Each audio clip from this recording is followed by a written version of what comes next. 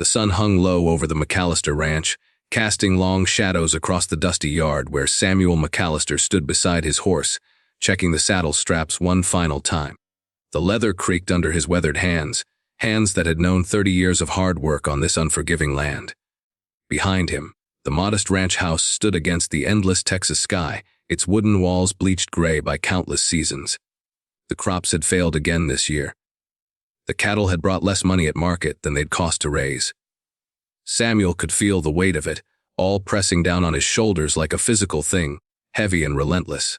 His wife Margaret appeared in the doorway, wiping her hands on her apron. She didn't say anything, but her eyes held all the worry that words couldn't capture. They'd been married 23 years, and in that time they'd weathered droughts and floods, disease and loss. But this felt different somehow. This felt like the land itself was finally breaking them, grinding them down into the same dust that blew endlessly across the plains. Samuel gave her a small nod, trying to communicate a confidence he didn't truly feel, and she returned it with a weak smile before disappearing back inside. He was about to mount his horse when he saw them. Two small figures making their way up the long dirt road that led to his property. At first they were just shapes in the heat shimmer, but as they drew closer, Samuel could make out more details. A girl couldn't have been more than 10 or 11 years old. Wearing a faded blue dress that had been mended so many times it was hard to tell what the original fabric had looked like. In her thin arms she carried something wrapped in cloth, and as she came closer still, Samuel realized with a jolt that it was a baby. The girl's face was streaked with dust and dried tears, her eyes enormous in her gaunt face. Her feet were wrapped in strips of burlap, and she walked with the careful determination of someone who had already traveled too far. Samuel stayed where he was, one hand on his horse's neck, watching as the girl approached. She stopped a respectful distance away, maybe 10 feet, and stood there swaying slightly, as if the act of stopping had somehow made her aware of just how exhausted she truly was. The baby in her arms made a small sound, not quite a cry, just a weak mewling noise that made Samuel's chest tighten. The girl's voice when she finally spoke was barely above a whisper, hoarse and fragile. "Mister, please. Can you give me work? I can clean. I can help with cooking. I'm strong, I promise. I just need enough for food. For my sister. Please." Samuel felt something crack open inside him. He'd seen hardship before, he'd lived through plenty of it, but there was something about this child standing in his yard, holding a baby and begging for work, that cut through all his own troubles and worries like they were nothing. He opened his mouth to respond, but before he could, Margaret had appeared beside him. She must have been watching from the window. Sweet Jesus. Margaret breathed, and then she was moving forward, her arms already outstretched. Child, come here. Come inside. How long have you been walking?" The girl seemed to shrink back at first, as if kindness was more frightening than rejection. Her grip on the baby tightened. "I can work, ma'am. I'm a good worker. I just need a little food, just a little. My sister, she's hungry." Of course she is. Of course she is," Margaret said, and there were tears in her voice now. "Come inside, both of you. We'll get you fed. Samuel, help her." But Samuel was already moving forward. Up close, he could see just how young the girl really was, how her collarbones stood out like wings beneath her skin, how her hands trembled from more than just the weight of the baby. When he reached out to touch her shoulder, she flinched, but she didn't pull away. "What's your name?" he asked gently. "Eleanor," the girl whispered. "Eleanor Pritchard. This is Rose. She's my sister. She's only 6 months old." "Eleanor," Samuel repeated, and the name felt heavy with meaning somehow. "Come on inside. You're safe here. Nobody's gonna hurt you, and nobody's gonna turn you away." The girl's face crumpled then, and for a moment Samuel thought she might collapse right there in the yard. Instead, she took a deep, shuddering breath and nodded, following Margaret toward the house. Samuel trailed behind them, his earlier worries about failed crops and empty coffers suddenly feeling small and distant. Inside, Margaret had already cleared space at the kitchen table and was pulling out bread, cold chicken, and a jug of milk. The girl sat carefully, still cradling the baby, and watched the food appear with eyes that held a kind of desperate disbelief. "I can work for it," she said again, as if this was the only phrase she knew, the only currency she had to offer. "Hush now," Margaret said firmly. "First you eat, then we'll talk about everything else. Here, let me take the baby while you have your hands free." Eleanor hesitated, and Samuel could see the war playing out behind her eyes. Trust and suspicion, hope and fear, all tangled up together. Finally, slowly, she transferred the baby into Margaret's waiting arms. Rose was so light, so tiny that Margaret gasped. The baby's face was pale, her eyes half closed, and her breathing was shallow. Margaret looked up at Samuel, and he saw his own fear reflected back at him. Eleanor was eating now, tearing into the bread with an animal hunger that spoke of days, maybe weeks, without proper food.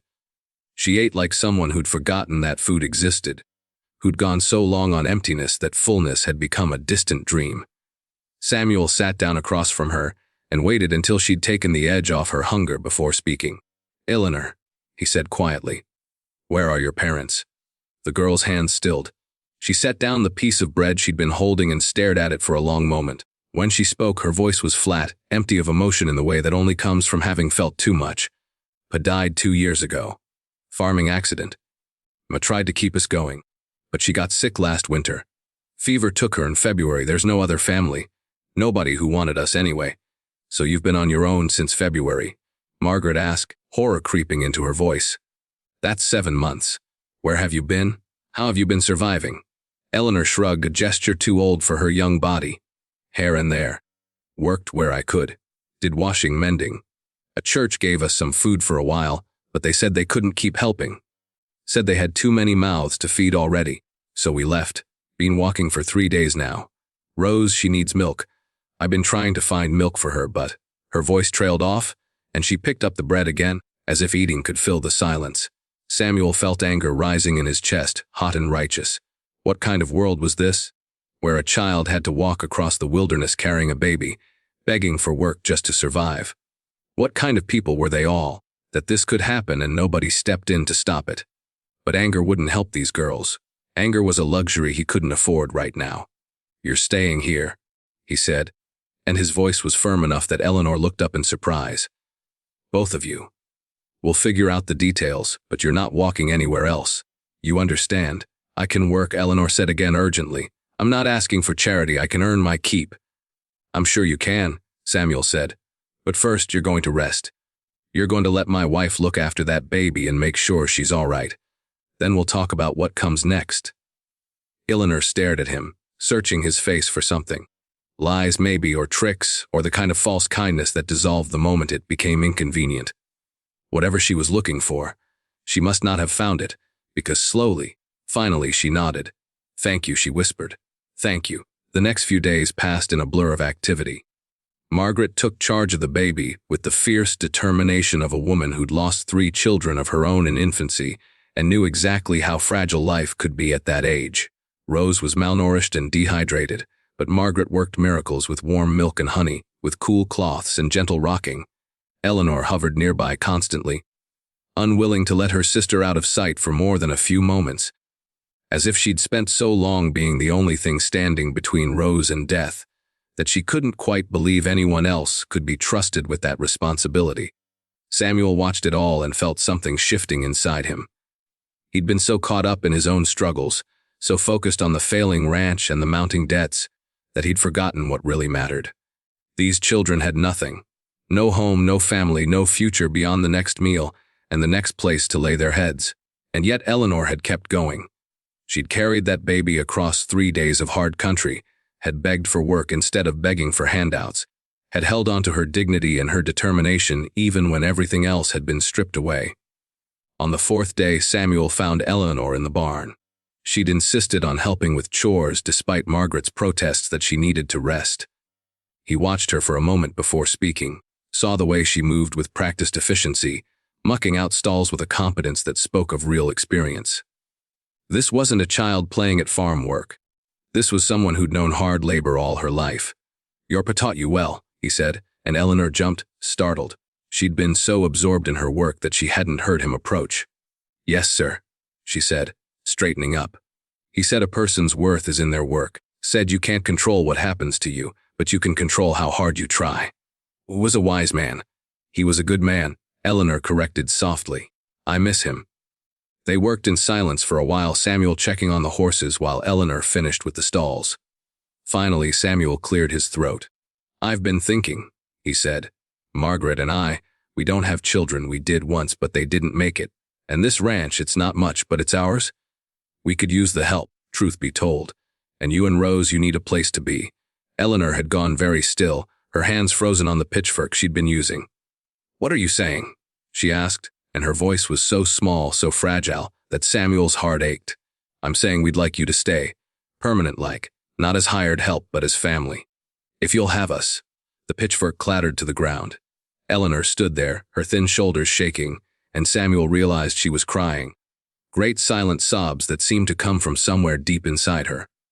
He moved forward awkwardly, unsure of what to do, but before he could reach her, she was running to him, throwing her arms around his waist and burying her face against his chest.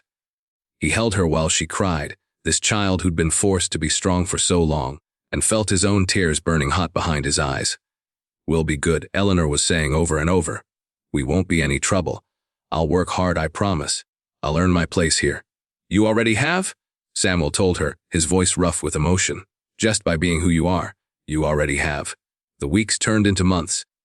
And slowly, carefully, a new kind of family took shape on the McAllister ranch. Eleanor bloomed like a flower that had been waiting for water, her hollow cheeks filling out, her eyes losing some of their haunted wariness.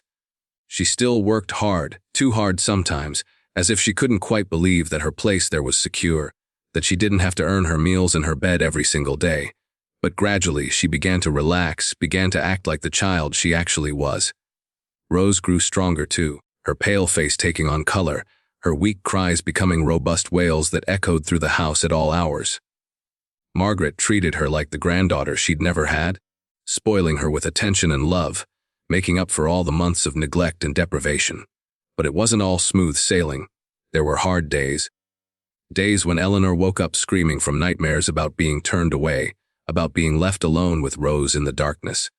There were days when the baby's crying seemed to trigger something in Eleanor, some deep well of fear and responsibility that couldn't be easily filled. On those days, Samuel and Margaret would find her sitting in Rose's room at midnight, just watching the baby sleep, as if she had to keep vigil to make sure nothing bad happened. You don't have to do this alone anymore, Margaret told her one night, settling down beside Eleanor in the rocking chair. We're here now. We're going to take care of both of you. But what if something happens to you? Eleanor asked, voicing the fear that Samuel knew had been eating at her. What if you change your mind? What if the ranch fails and you can't afford to keep us? What if the sky falls down? Margaret interrupted gently. What if the sun doesn't rise tomorrow? What if cows start flying? Eleanor, child, you can't live your life waiting for disaster. Yes, bad things happen. You know that better than most. But good things happen too. And right now, right here, you're safe. Rose is safe. That's all you need to worry about.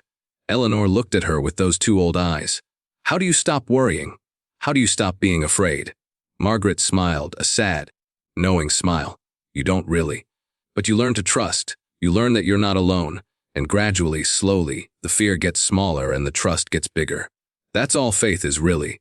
Choosing to believe in tomorrow even when yesterday was terrible. Winter came hard that year, with snow piling up against the fence posts and wind that howled like a living thing around the corners of the house. The ranch struggled, as Samuel had known it would. They'd barely scraped together enough hay to see the cattle through, and every day felt like a calculation of what they could afford to lose.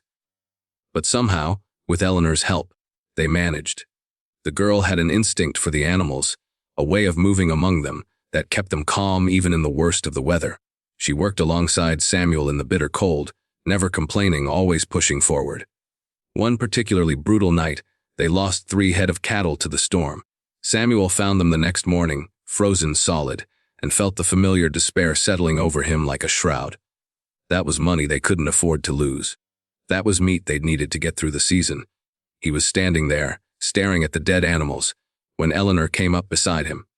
It's bad, isn't it? She asked quietly. Yeah, Samuel admitted. It's bad, but we'll make it through. He looked down at her, this child who'd survived so much worse than a harsh winter and some dead cattle. How can you be so sure? Eleanor was quiet for a moment, her breath making white clouds in the frozen air. Because we have to, she said finally. Because Rose needs us. Because giving up isn't a choice, you taught me that. You and Miss Margaret. You took us in when you didn't have to, when you had your own troubles. If you could do that, we can survive this. Samuel felt something shift inside him, some fundamental change in perspective. She was right. They would survive this because they had to, because there were people depending on them. The ranch might fail. They might lose everything they'd built, but as long as they had each other, they had something worth fighting for. Spring came eventually, as it always did. The snow melted, turning the roads to mud and the fields to swamps. The surviving cattle made it through lean but alive, and when the first green shoots began appearing in the garden, Samuel felt something like hope stirring in his chest. They'd made it.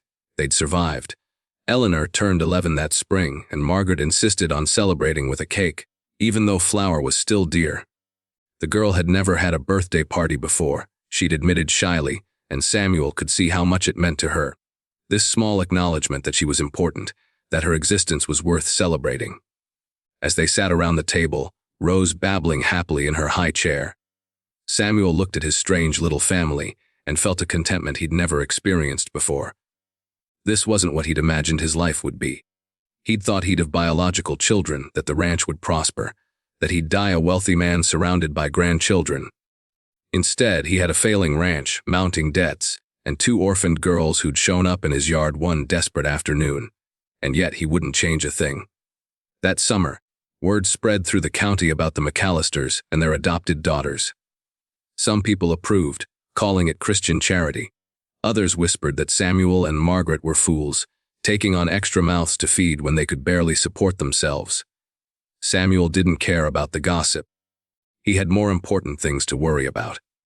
The crops that year were better than they'd been in a decade. Whether it was luck or divine providence or just the natural cycle of good years and bad, Samuel didn't know and didn't much care. What mattered was that the corn grew tall and strong, the wheat ripened golden in the fields, and when harvest time came, they had more than enough to sell and still put away for winter. Eleanor worked the harvest like a veteran, her small hands quick and sure as she helped bundle wheat and pick corn. Rose, now a toddler with Margaret's red hair and Eleanor's determined chin, played in the shade, watched over by whichever adult wasn't actively working. It was hard work, brutal work, but it was good work, the kind that left you exhausted but satisfied at the end of the day. One evening, as the sun was setting over the fields they'd just harvested, Samuel and Eleanor stood together looking out over the land. The girl had grown several inches that year, was starting to lose some of her childish roundness, and take on the angular look of approaching adolescence. She'd be a young woman before he knew it, Samuel realized with a start. Time moved so quickly. "I never thanked you," Eleanor said suddenly, "not properly, for everything you did. For saving us," Samuel shook his head. "You don't need to thank me, your family. But I do need to," Eleanor insisted, "because I remember that day so clearly. I remember thinking that this was it, that we'd walked as far as we could, that if you turned us away there was nowhere else to go. I was ready to give up. And then you said yes. You said we could stay." "Best decision I ever made," Samuel said simply. "Why?" Eleanor asked. "Why did you do it? You were struggling too. You didn't have extra food or money. Why take in 2 more mouths to feed?" Samuel considered the question carefully. "Because," he said finally, "I looked at you standing there, holding your sister, asking for work, and I saw everything that was wrong with this world and everything that could be right about it, all at once. You were just a child, but you had more courage and determination than most grown men I've known. And I thought, if I turn this girl away, if I let her keep walking, then what kind of man am I? What's the point of all this?" He gestured at the ranch around them. "What's the point of owning land and working yourself to the bone if you can't help someone when they need it?" "But you've done more than help," Eleanor said. "You've given us a home, a family, a future, and you've given us purpose," Samuel replied. "Margaret and I, we were just going through the motions before you came. Working the ranch because it was what we'd always done, not because we had any real reason to keep going. You changed that. You reminded us what matters." They stood in comfortable silence for a while, watching the last light fade from the sky. Finally, Eleanor spoke again, her voice soft but determined. "When I grow up, I want to do what you did. I want to help people who need it. I want to be the kind of person who says yes when it would be easier to say no." "You already are that person," Samuel told her. "You've always been that person. That's what I saw in you that first day. That's why I knew we had to take you in." As the years passed, the McAllister ranch slowly pulled itself back from the brink. The combination of better weather, hard work, and Eleanor's tireless energy meant that each year was a little more prosperous than the last. Samuel paid off his debts, repaired the barn, bought more cattle. The ranch would never make them wealthy, but it would sustain them, and that was enough. Eleanor grew into a remarkable young woman, strong and capable, with a quiet confidence that drew people to her. She helped Margaret with Rose, teaching the younger girl to read and write, to do sums and recite poetry. Rose adored her older sister with a fierce devotion, following her everywhere, imitating everything she did. When Eleanor was 16, a young man named Thomas Brennan started courting her. He was the son of a neighboring rancher, a decent, hard-working boy who looked at Eleanor like she hung the moon. Samuel watched their courtship with mixed feelings, proud of the woman Eleanor, had become but sad at the thought of losing her. But when Thomas asked for Eleanor's hand in marriage, Samuel gave his blessing, because he could see that this was what she wanted, that she'd found someone who would treasure her the way she deserved. The wedding was a simple affair, held in the small church in town, with most of the county in attendance. Margaret cried through the whole ceremony, happy tears that she didn't bother trying to hide. Rose, now 8 years old and serving as flower girl, took her duties very seriously, scattering petals with solemn concentration.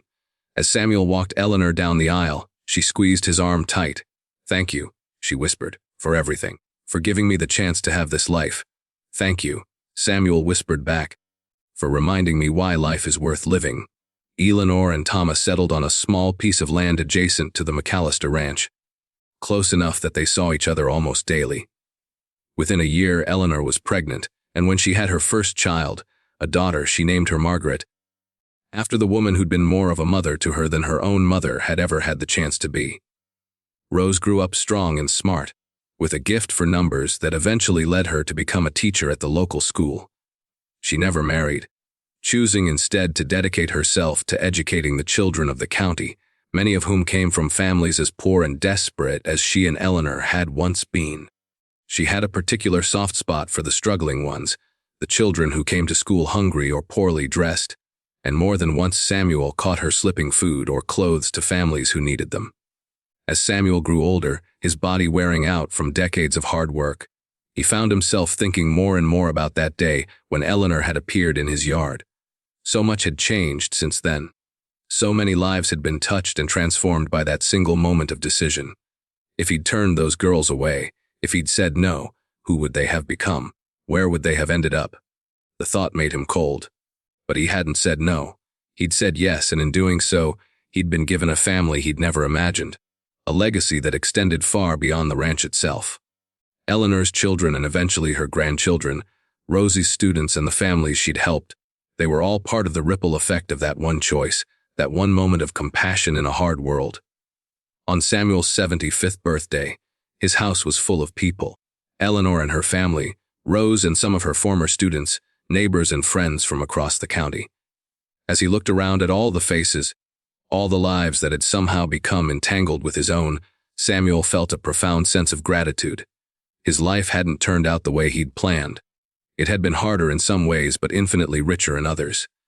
Margaret, now 73 and still as sharp as ever, came to sit beside him. She took his weathered hand in her own and smiled. "Not bad for a struggling ranch and 2 orphaned girls, is it?" she said. "Not bad at all," Samuel agreed. "Not bad at all." That night, after everyone had left and the house was quiet again, Samuel stood in the doorway looking out over his land. The moon was full, casting silver light across the fields. Somewhere in the distance, a coyote howled, and closer by, one of the horses whinnied softly. The familiar sounds of the ranch, the sounds he'd lived with all his life. He thought about Eleanor, about the terrified, determined child she'd been and the strong, loving woman she'd become. He thought about Rose, about the baby who'd been so close to death, and the teacher who now shaped young minds and touched countless lives. He thought about all the choices he'd made, good and bad, and how they'd led him to this moment. The next morning, Samuel didn't wake up. He died peacefully in his sleep, with Margaret beside him, having lived a life that mattered, having made a difference that would echo through generations. At his funeral, Eleanor spoke about the man who'd saved her and her sister, who'd shown them that kindness still existed in a cruel world, who'd given them not just shelter but a home, not just survival but a future. "He taught me," Eleanor said, her voice steady despite her tears, that the measure of a person isn't in what they have, but in what they give. That true wealth isn't counted in dollars and cents, but in the lives you touch and the love you share. When Rose and I came to him, we had nothing. We were two desperate children with nowhere to go. He could have turned us away. He had every reason to turn us away. But he didn't. He opened his door and his heart. And in doing so, he changed everything. Years later, when people asked Rose about her childhood, about how she and her sister had survived, she would tell them about the day they walked up to the McAllister ranch. She would describe the fear and desperation, the weight of her baby sister in her arms, the moment when she'd gathered all her courage and asked that simple, devastating question, "Can you give me work?" And then she would smile, a smile full of love and loss and gratitude, and say, "He gave us so much more than work. He gave us hope. He gave us home. He gave us tomorrow." The McAllister Ranch still stands today, now run by Eleanor's grandson. Above the door, there's a plaque that reads, "In memory of Samuel and Margaret McAllister, who taught us that the smallest acts of kindness can change the world." It's a simple memorial, but it captures a profound truth. That on a desperate day in the Old West, a little girl carrying her baby sister had asked for work, and in that moment, in that simple request and the response it received, something beautiful had been born. Love, it turned out, was the only currency that really mattered, and Samuel McAllister had been rich beyond measure.